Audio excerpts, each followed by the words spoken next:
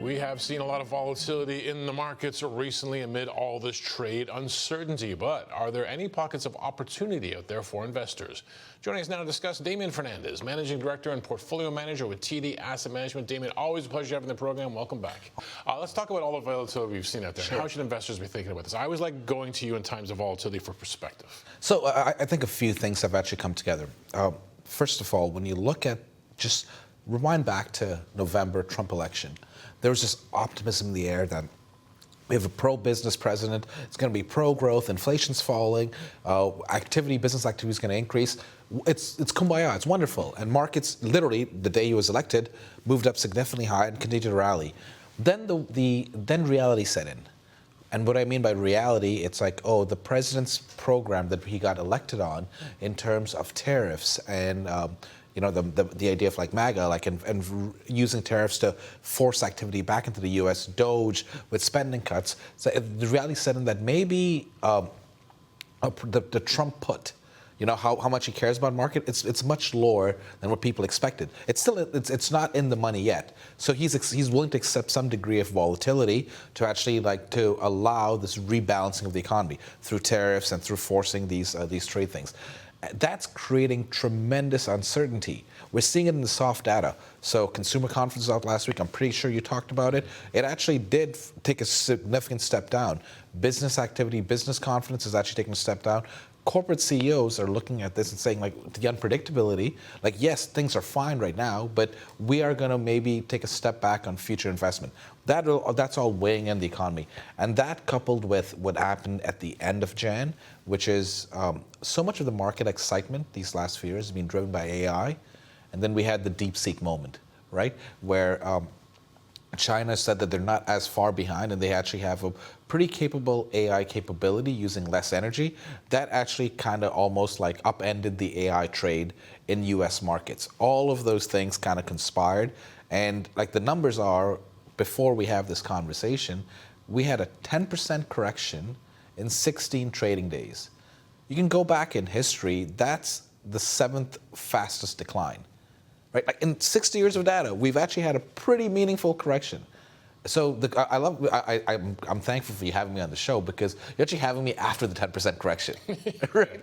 So it's when you've had such a sharp correction and such a violent rotation from these AI stocks, it's much more interesting because there's actually, what I think, at least from my vantage point, there's opportunity now. Let's talk about what are you watching for in the markets? Where are the potential pockets of opportunity? Yeah, so the potential pockets of opportunity are, so broad market, right? If we think about what's actually happened, sentiment has cratered. If we don't go into a recession, and if we look at something like the American Association of Bulls and Bears ratio, and when you look at that, this is just bullish sentiment divided by bearish sentiment. We're at 0.3 right now. So it's basically there's 2 to 1 bears to bulls. Everyone's really worried. And if we look back and historically, if we back test this, what I mean by that is you look back at the data, and if we don't go into a recession, from these levels, the hit rate is over 90% that the market's going to be up a year from now. What I mean by that is that everyone is really, really worried right now. It's priced in. We've had the 10% violent correction. So I think at these levels of the broad market, if what we're looking for are signs that the current uncertainty around tariffs is not terminal, right? It's just introducing uncertainty, but it's actually setting yourself. We've corrected a lot of the excesses, right? The rip-roaring market, the enthusiasm around the Trump trade, the air of that's been taken out. From these levels, it looks a lot more interesting. That's at the broad market level. You've had a lot of macro headlines obviously driving the trade, and they are important. In terms of what's happening in global trade policy, what's happening with U.S. administration's policy. But at the same time, when we own an equity, at the essence of it, what we have is a claim on a company's earnings. Yes. And I feel like we haven't been talking a lot about earnings in this environment. We've been through another earnings season. What have you seen out there? Oh, the earnings seasons just went by. So a few things, right? We had another earnings season of double-digit earnings growth. It was 5-6%, revenue growth, margin expansion. So you had double-digit earnings growth, but more importantly, across the sectors, with the exception of industrials, which is unique, all the sectors had positive earnings growth. So it wasn't, AI trades, or it wasn't, industrials or financials on capital markets activity. It was broad-based. Consumer discretionary, consumer staples, they all had earnings growth. And more importantly, I talked about industrials being negative. That was one company, Boeing. Because Boeing's such a big component of industrials, a large name, and because it had such a disastrous earnings number, it pulled down the EPS number for the industry. But if you exclude Boeing, industrials were up too. So you had broad-based strength across sectors.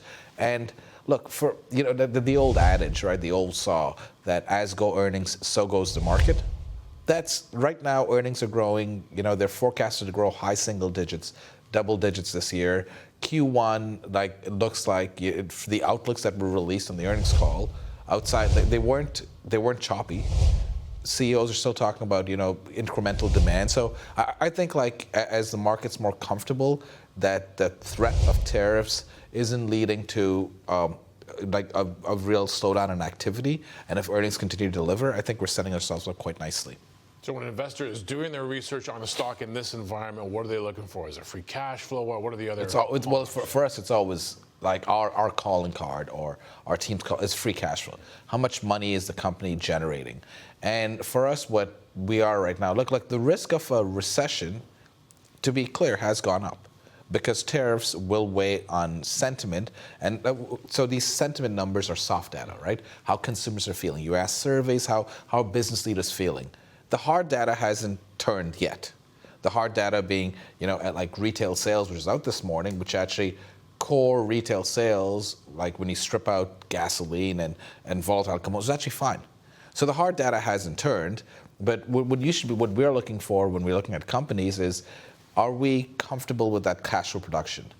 Maybe in the AI trade, companies tied to AI, because of the threat of a cheaper function from DeepSeek, maybe we're not as comfortable with a lot of the AI companies right now, but we're comfortable with other parts of the business, like for example in healthcare, right, which is relatively insulated from the AI threat. We're much more comfortable with the cash flows generated there.